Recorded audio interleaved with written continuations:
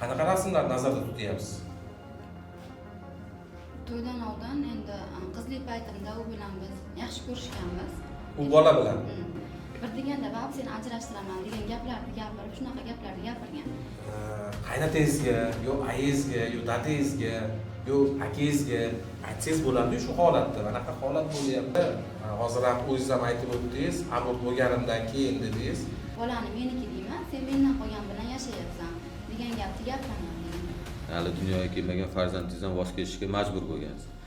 Hozir aynan tergovda qaysi harakatidan norozi bo'lyapsiz? Nimaga desa, tergov mustaqil organ, uni muhokama qilish va bo'lmasam tergov ishlarini sirlarni ochish batta shart emas. Lekin Bizning jamiyatdagi ayol qizlarni qadri juda ham arzon deb hisoblangan-da.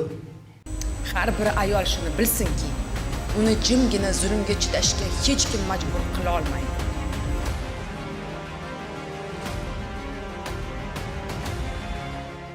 Assalomu alaykum hurmatli do'stlar, sizlar bilan men Shuhrat esan. Hurmatli do'stlar, hozirgi paytda navbatdagi podkast yig'ilishimizni boshlaymiz.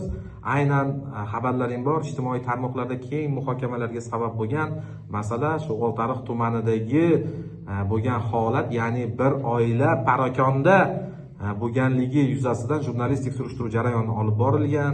Ijtimoiy tarmoqlarda ya'ni o'sha Mirzo Ulug'bek degan shaxs tomonidan yoki dadasi tomonidan ijtimoiy tarmoqlarga qo'yib turib, meni o'g'limni juda ayovsiz kaltaklashgan, o'sha jinoyatchilar hali ham ko'chada yuribdi degan vajlar bilan murojaat yo'llangan.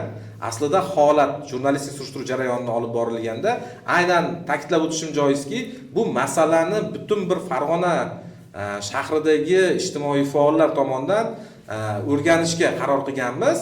Aynan podkast yig'ilishimizni qilgan paytimizdan so'ng bizga o'sha kelinni o'zi murojaat qilib chiqdi. Yana aynan sizlar bilan podkast qilmoqchiman. Holatni sizlar bilan muhokama qilmoqchiman. Aslida nima bo'lgan? Aynan o'sha kvartirada qanday paydo bo'lgan?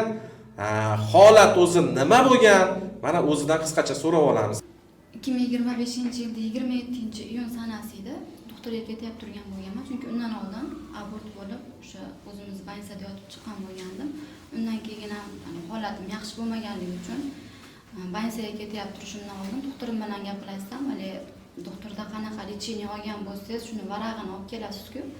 Shunaqa narsani olganim men больницаga kirib ketib turgan bo'lganman. Kirib ketib tursam, u o'sha aptekasidan chiqib, burchakroq joyda kimdir bilan turgan ekan. Keyin ichkariga kirdim. Qog'ozni olib qaytib tursam, ki yo'limni to'sib o'sha yerda gapirdi menga. Mashinaga o'tir, qo'limdagi narsalarni bo'ldi, mana oxirgi martasida o'chirib tashlayman. Keyin shu bilan seni qaytib bezovta qilmayman degan narsani aytdi. Bo'ldi, xo'p deb keyin o'sha yerda men mashinasida o'tirsam, aptekasiga kirib ketdi. Qo'lida suv bilan chiqib, shu qo'limga suv ushatdi. Mana o'sha yerga qayerga ketyapsan? O'sha yerga ketyapman. Shunaqa Farg'ona doktorga ketyapman. Sam taksilar oldiga tashab qo'yaman, bo'ldi. O'tirgan mana telefonimdagi videolarni, rasmlarni o'chirib tashlayapman mana deb menga shunaqa gapni gapirdi. Bo'ldi, xo'psam, keyin suvni ichgin deb shunaqa qildi. Keyin haligi joyda men o'sha suvni ichdim. Rostdan yozgi kunlar edi, issiq paytlar edi. Suvni ichganimdan keyin qolgan narsani eslayman. Boshim aylanganligini bildim. O'zimga kelgan paytim eshik taqillayib turgan payt bo'lgan. Eshikni u ochgan, ichki ishlardan odam bo'lgan. Tashqarida nimalardir gaplashishgan bilmayman, keyin shu bilan ichkariga kirgan. O'sha holatimda men o'sha Hamzadagi Tinchlik shaharchasida bo'lganman. O'sha joyda keyinchalik bilsam, u yaxshi joy emas ekan. Aynan siz hozir aytyapsizki, rasmiyni o'chirib yuboraman, kim o suvni ich deyapti, dedi deyapsiz. Vaholanki qanaqa rasmlarni o'chirib yuborishdi bu iddaosini qilgan, ya'ni aytgan. Qanaqa rasmlar nazarda tutyapsiz? To'ydan oldin endi qizlik paytimda u bilan biz yaxshi ko'rishganmiz. U bola bilan. To'yimdan ancha oldin u bilan yo'q bo'lib ketgan bo'lganmiz. Buni hozir tergov ham bo'lyapti, buni ham keltirib o'tdim. O'sha paytda bo'lgan qo'lida birga tushgan rasmlarimiz, videolarimiz. U videolarni sizga biror narsa deganmi? Ya'ni hozir aytyapsizki, o'chirib yuboraman. O'sha videolarni sizga qo'rqitib biror narsa qilaman deganmi? Shuni batafsilroq gapiring bering. o'chirmaganda nima bo'lishi mumkin edi?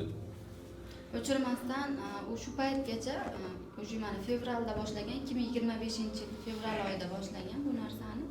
O'zi undan oldin ham 2022-yilda ham qanaqadir bir qizlar orqali telefon qildirib, ulatib, shunaqa qilib meni bezovta qilib kelgan. Keyin nomerlarimni o'zgartirib olganimdan keyin oradan ancha vaqt yo'q bo'lib ketdi. O'sha 2022-yilda ham telefon qilgan paytida ham bir deganda "Bab, seni ajrashtiraman" degan gaplarni gapirib, shunaqa gaplarni gapirgan. Keyin shu bilan men nomerimni o'zgartirganman. 25-yil fevraliga kelib telefon raqamim qanday unda borligini ham bilmayman, chunki men unga telefon ham qilmaganman-da. Endi u paytgacha vobshe aloqamiz uzilib ketgan. To'ydan oldin ancha oldin uzilgan bo'lgan. Keyin o'sha fevral oyining o'zida boshlangan bu narsa. Qo'lida o'sha qizlik paytimizda gaplashgan kalamiz, videolarimiz bilan oilamni buzish, ota-onamni oldida sharmanda qilish, yaqinlarimni oldida sharmanda qilish bilan tahdid qilgan.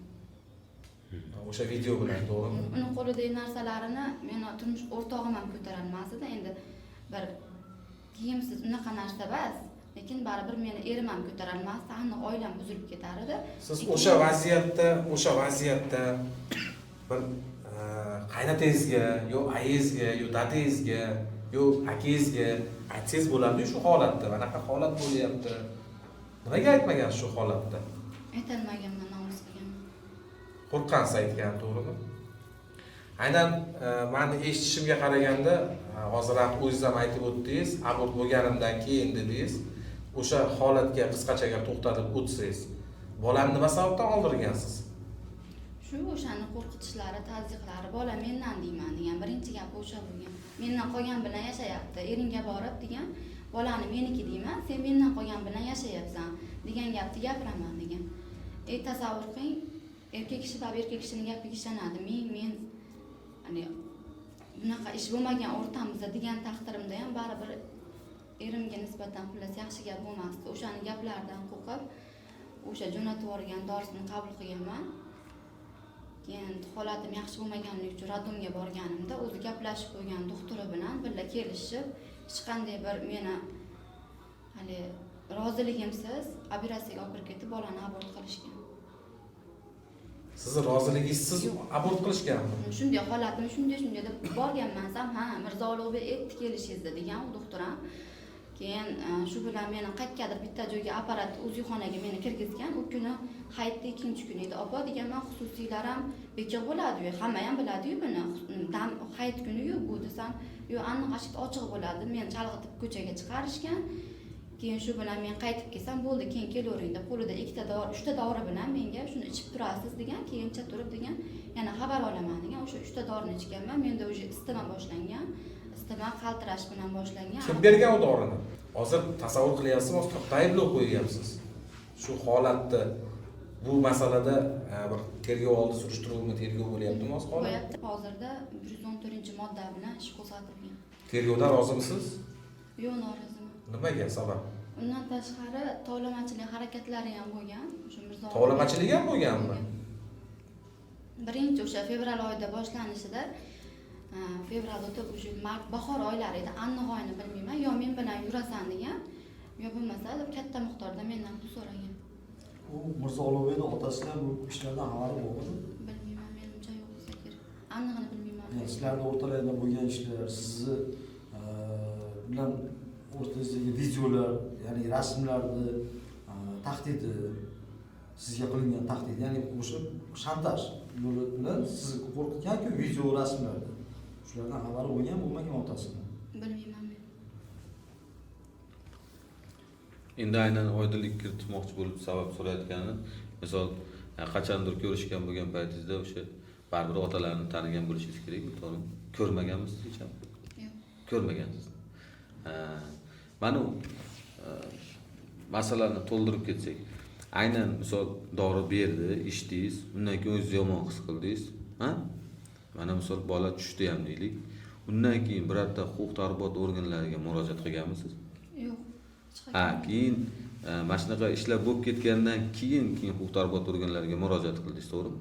Oxiri mana o'sha Tinchlik shahar sasida bo'lgan narsadan keyin ham u bola tilini teshdi, nima qilmadi, har xil gaplar meni oilamga, menga nisbatan, meni bolalarimga nisbatan har xil gaplar tarqatishni boshladi.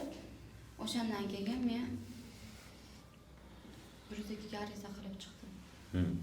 Endi yana bitta joyga alohida to'xtalib o'tadigan bo'lsak, mana misol sizni sobiq turmush o'rtog'ingiz, siz oilani saqlab qolish uchun oilani mana muqaddas farzandlaringizni deb mana hali dunyoga kelmagan farzandingizdan voz kechishga majbur bo'lgansiz. Vaholanki baribir oilani saqlab bo'lmadi. Ya'ni oilangiz baribir o'sha parogandaga uchradi va hozirgi paytda mana sobiq turmush o'rtog'ingizni ham xatti-harakati bo'yicha tergov ishlari davom etayotganligidan xabaringiz bor. Bu bo'yicha bevosita o'zingiz ham tergovda ishtirok etyapsiz. Aynan turmush o'rtog'ingizga bu o'sha o'zaro sizni tovlamachilik yo'li bilan yo bo'lmasam sizni qo'rqituv yo'llari bilan sizni bir necha oylardan beri sizni qo'rqitib kelayotgan shaxsni qanday oydinlik kiritdi turmush o'rtog'ingiz? Kim tomonidan eshitdi? Sizdan eshitdimi yo boshqasidan eshitganmi? Kimdan eshitgan aynan sizda o'shana bo'layotgan holatda? Mendagi tushuntirish xatlariga qaraganda Hamid aka o'sha ichki ishlar bu aytyapti-yu, men suv ichgandan keyin ag'ir hech narsani bilmayman degan. Kvartirada bu уже ushalishyapti bular. Mendagi tushuntirish xat Mirzo Ulug'beknikini, bunikini olib o'qiganimda kvartirada ichki ishlar kelib bosyapti, keyin уже buni olib borishyapti, Mirzo Ulug'bek bilan ikkovini uchastkaga olib boryapti, buni уже oila a'zolari, Mirzo Ulug'bekning oila a'zolari hammasi o'sha yerda уже bilyapti shu narsani. Keyin ko'tarilib ketyapti. Men tushunishim bo'yicha shunaqami? Shunaqa bo'lyapti. Ana bitta joyi bor edi-da, endi noqulay bo'lsa ham savol beraman sizga. Ana psixotrop dorilardan ham iste'mol qilgan degan shubhalar bo'lgan. Sizda haqiqatan ham psixotrop dorilarga moyillik yo bo'lmasam shuni iste'mol qilish holatlari kuzatilgan. O'sha aynan o'sha aytayotgan nargi fuqaro tomonidan sizga, ya'ni o'z aptekada ishlaganligi, u dorilarni yaxshi tushunganligidan sizga birorta dorilarni berib, doimiy sizni dori bilan saqlab turish holati kuzatilgan. Hozir aynan tergovda qaysi harakatidan norozi bo'lyapsiz? Nimaga desa, tergov mustaqil organ, uni muhokama qilish yo bo'lmasam tergov ishlarini sirlarni ochish batta shart emas, lekin aynan nima sizni shubhalantiryapti? Hozir 114-modda bilan ish qo'zg'atilgan xolosda bu yerda hozir tovlamachilik harakatlarini ham keltirib berganman.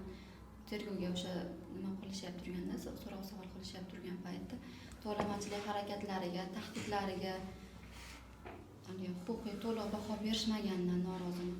Faqatgina homilani tushirganligi yuzasidan ish ko'rish. Mablag' undirganmi? Birorta mablag' olganmi sizdan pul? Mablag' olgan. Nech pul mablag' olgan? O'sha paytda men uyimdagilar bilan, turmush o'rtog'im bilan qo'rqitgan paytda Qaysi tashkilotlarga murojaat qilgansiz?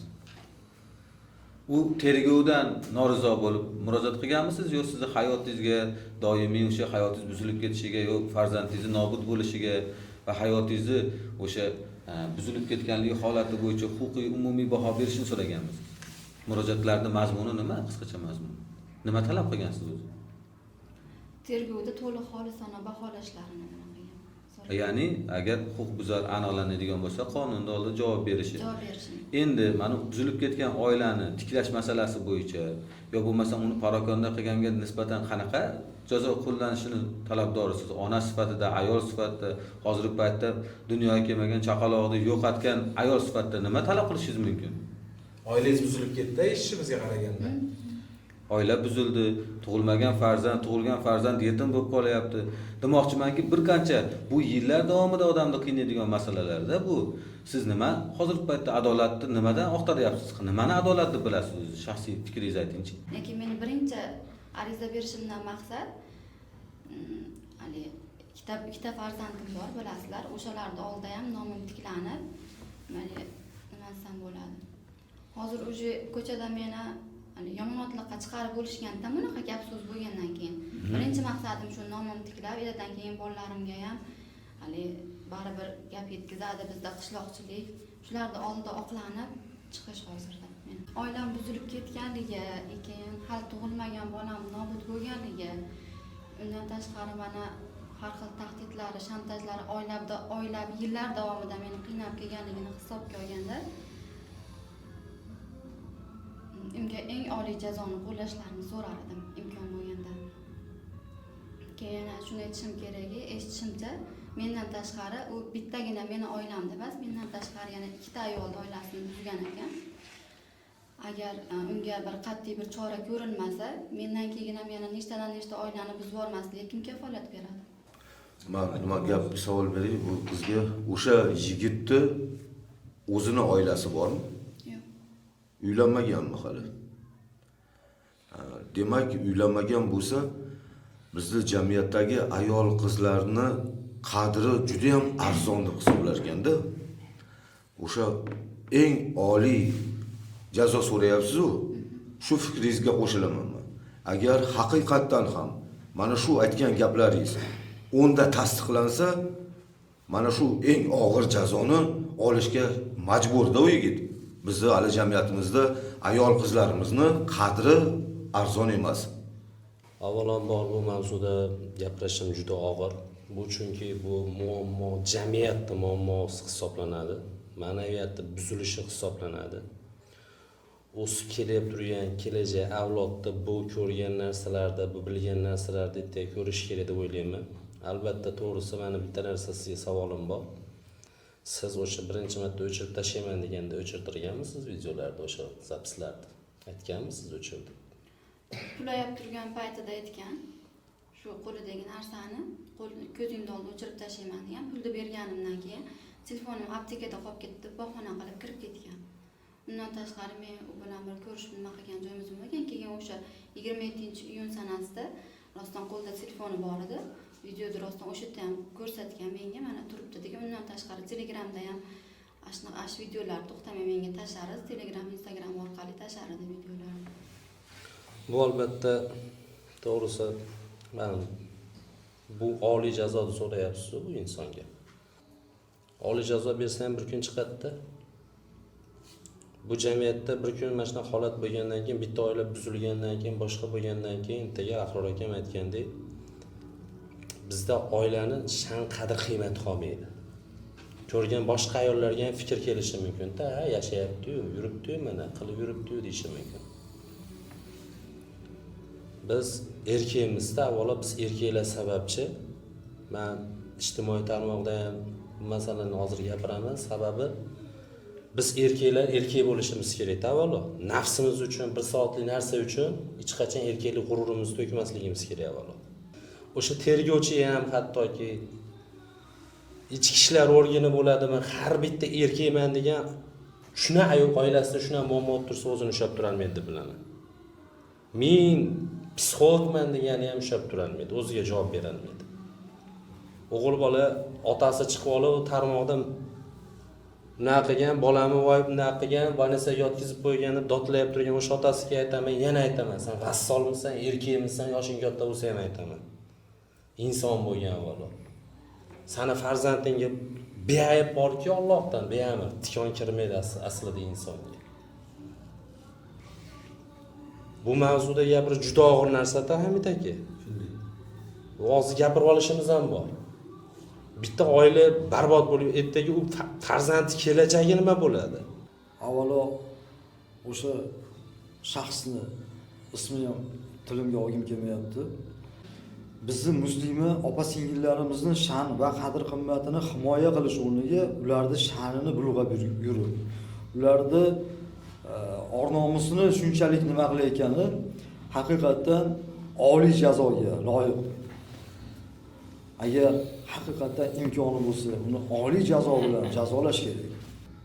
Shuning uchun huquqni targ'ibot qiluvchi tashkilotlarda bunday shaxslarni jamiyatdan tozalash uchun oliy jazo berishlarini men ham so'rab qo'ygan bo'lardim.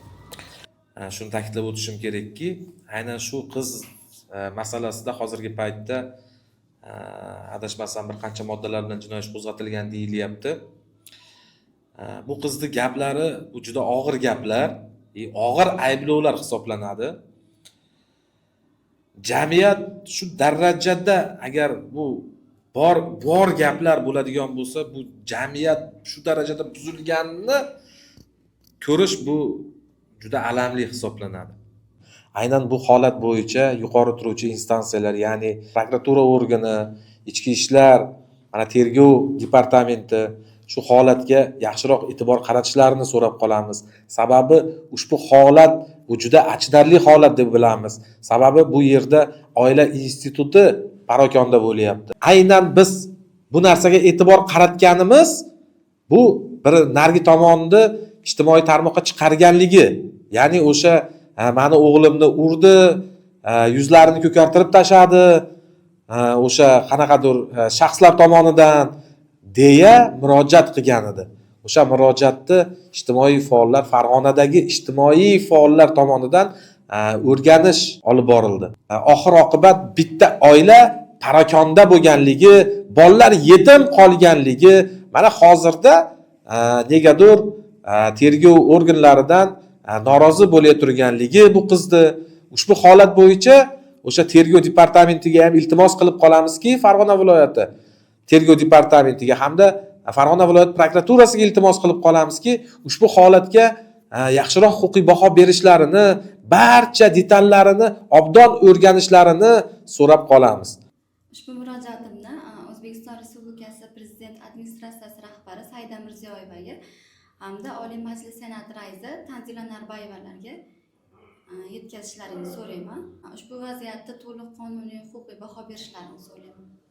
Mana ko'rib turibsizlar, ijtimoiy tarmoq faollari va kuzatib boruvchilar, haqiqatan ham ayanchli holat, ya'ni Oltiariq tumani, Farg'ona viloyati Oltiariq tumanidagi holat, mudhish voqea da sababchi bo'lgan va fuqarolarda eshitdingiz, ya'ni o'sha ayol, ojiz ayoldi va hozirgi kunda bir necha marta qaytarilayotgandek ikkita farzand oila buzilib ketib yetim bo'lib qolgan holati va tug'ilmagan murg'ak farzand olamdan ketganligi holati bo'yicha, bu holatlar bo'yicha umumiy tergov ketayotganligi mana ayolni eshitganimizda bir qancha huquq tartibot organlariga, ya'ni Prezident administratsiyasiga, Senat raisiga yo'llagan murojaatlari, prokuraturaga yo'llagan murojaatlari bo'yicha hali ham o'sha javoblar kelmayotganligi, bunga huquqiy baho berilishi, hozirgi kunda jamiyatimizda ayollar qadrlanayotgan, oila muqaddas deb atalayotgan davlatda bitta oilani buzilib ketayotganligi va bitta oilani sha'ni qadr qimmati, ya'ni hozir jamiyatda oldida yer bilan bitta bo'lib turganlik holatini ko'rib turibsiz. Endi holatga chuqurroq kiraylik deydigan bo'lsak, hozir tergov ketyapti. Tergovda o'ziga yarasha qonun qoidalari bor. Biz ularni buzishni xohlamaymiz, lekin bizni kuzatib boruvchilarga shuni aytib qolamiz.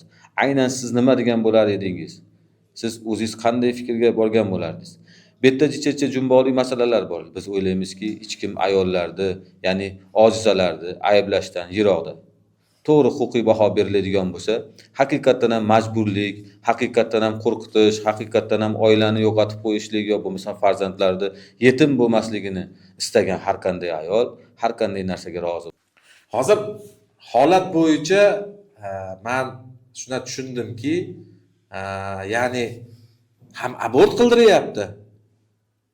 Bu qizni gapiga qaraganda, ham pul olyapti deyapti mendan.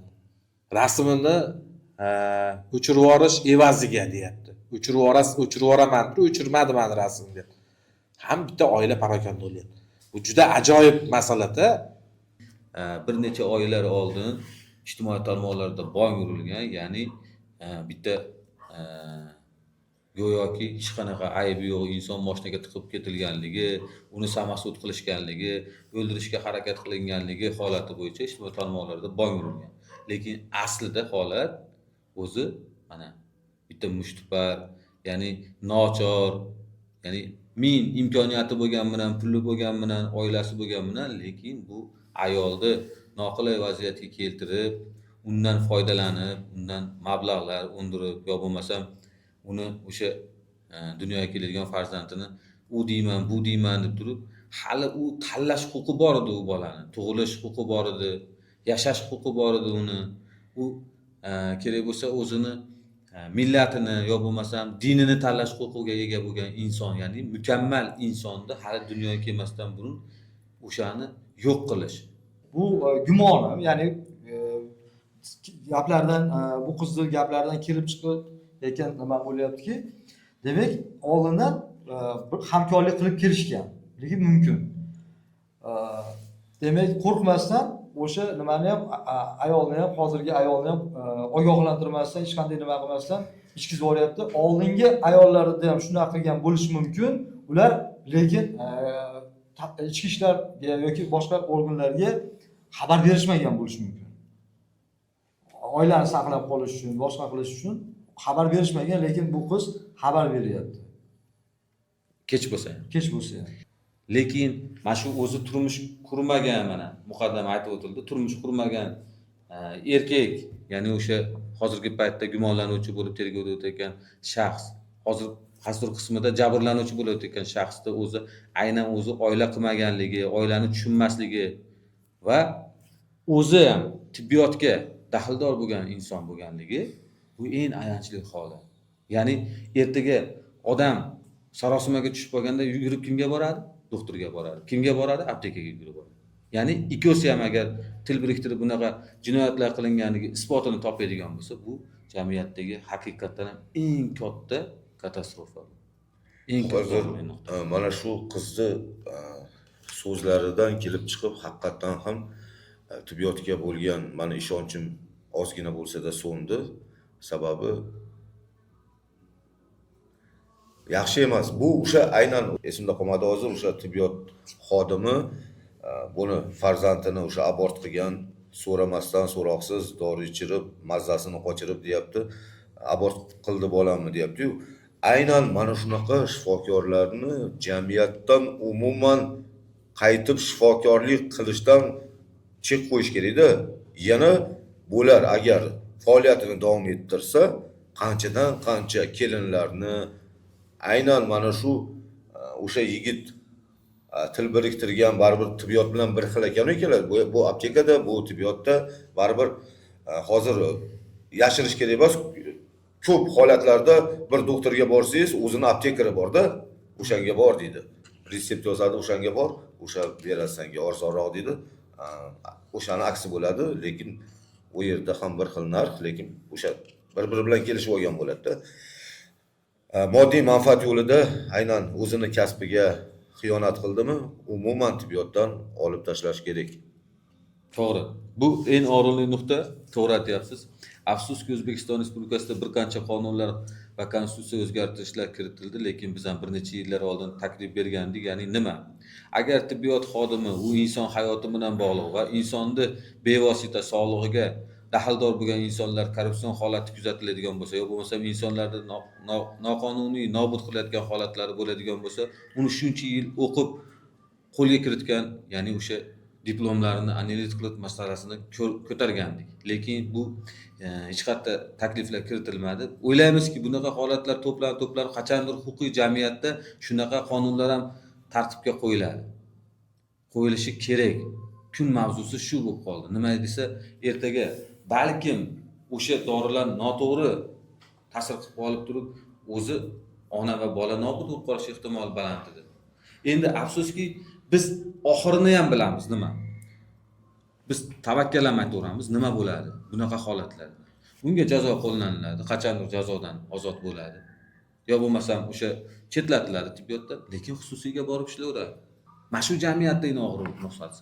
Unaqalarni, o'shanaqa nopok qasamyotini kechiradigan, qasamyotini unutadigan moddiy manfaat yo'lida insonlar hayotiga daxldor bo'lgan holatda bilib turib oxalatga turib shunaqa qilgan shaxslarga va eskitdan til biriktirib, ya'ni pul mablag'ini olganmi, olmaganmi, lekin ayoldan foydalangan kimsalarga nisbatan ham qonunda keskinroq choralar ko'rilishi kerak. Mana biz O'zbekistonda ko'p yutuqlarga erishyapmiz, ya'ni nima?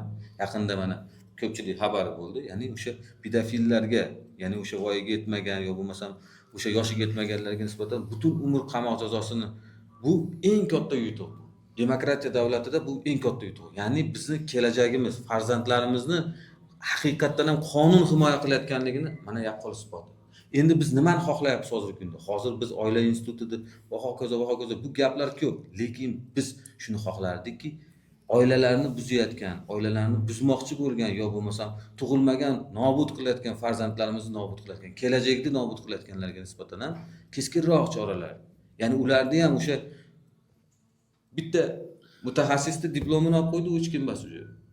U 7 yil o'qigan, 10 yil o'qigan hech kim emas. Demoqchimanki, bu jamiyatda hozirgi kunda eng global masala nima deydigan bo'lsa, global masala hozir chiqib turib tezlik radarlari emas, radarlarni o'lchash emas. Asosiysi o'sha radarlarga tushayotgan kelajak avlodni saqlab qolish masalasi ko'rilishi kerak. Ya'ni aynan shu ayollarga bog'liqlik bo'lgan shu aynan ginekologiya yo'lidagi, ya'ni ona bilan bolani o'rtasidagi asosiy rol o'ynaydigan tibbiyot xodimlarini nazoratga olish masalasi. Mana vazirliklar bor, alohida nechta tashkilotlar bor. Mana ayollar huquqi himoya qilinayotgan jamiyatda yashayapti. Nima degan bo'lar edingiz bunday holatga tushganingizda? Biz bu so'zni qayta aytishdan hech qachon to'xtamaymiz. Siz nima degan bo'lar edingiz?